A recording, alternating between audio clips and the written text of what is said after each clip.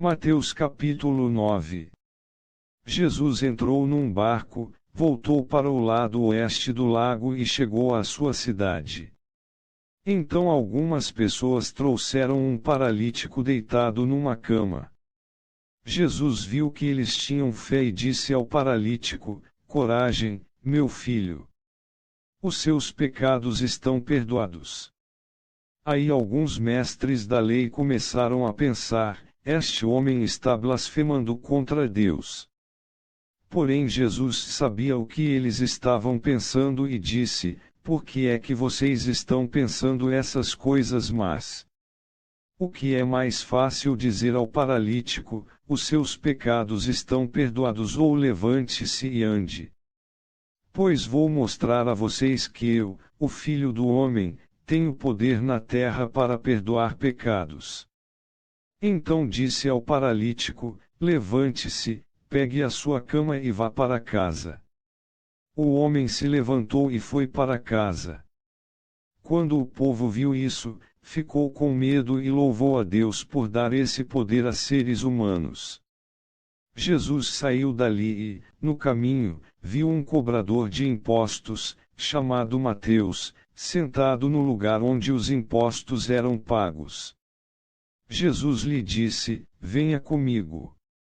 Mateus se levantou e foi com ele. Mais tarde, enquanto Jesus estava jantando na casa de Mateus, muitos cobradores de impostos e outras pessoas de má fama chegaram e sentaram-se à mesa com Jesus e os seus discípulos. Alguns fariseus viram isso e perguntaram aos discípulos: por que é que o mestre de vocês come com os cobradores de impostos e com outras pessoas de má fama? Jesus ouviu a pergunta e respondeu: os que têm saúde não precisam de médico, mas sim os doentes. Vão e procurem entender o que quer dizer este trecho das Escrituras Sagradas: eu quero que as pessoas sejam bondosas e não que me ofereçam sacrifícios de animais. Porque eu vim para chamar os pecadores e não os bons.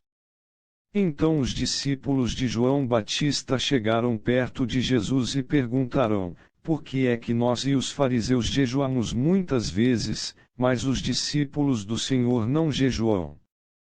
Jesus respondeu: vocês acham que os convidados de um casamento podem estar tristes enquanto o noivo está com eles? Claro que não. Mas chegará o tempo em que o noivo será tirado do meio deles, então sim eles vão jejuar. Ninguém usa um retalho de pano novo para remendar uma roupa velha, pois o remendo novo encolhe e rasga a roupa velha, aumentando o buraco. Ninguém põe vinho novo em odres velhos.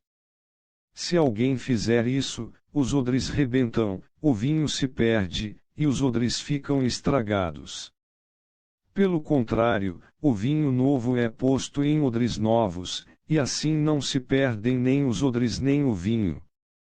Enquanto Jesus estava falando ao povo, um chefe religioso chegou perto dele, ajoelhou-se e disse: a minha filha morreu agora mesmo. Venha e ponha as mãos sobre ela para que viva de novo. Então Jesus foi com ele, e os seus discípulos também foram. Certa mulher, que fazia 12 anos que estava com uma hemorragia, veio por trás de Jesus e tocou na barra da capa dele. Pois ela pensava assim: se eu apenas tocar na capa dele, ficarei curada. Jesus virou, viu a mulher e disse: coragem, minha filha. Você sarou porque teve fé. E naquele momento a mulher ficou curada. Depois Jesus foi para a casa do chefe religioso. Quando viu os que tocavam música fúnebre e viu a multidão numa confusão geral, disse: saiam todos daqui. A menina não morreu, ela está dormindo. Então começaram a caçoar dele. Logo que a multidão saiu, Jesus entrou no quarto em que a menina estava, pegou-a pela mão, e ela se levantou.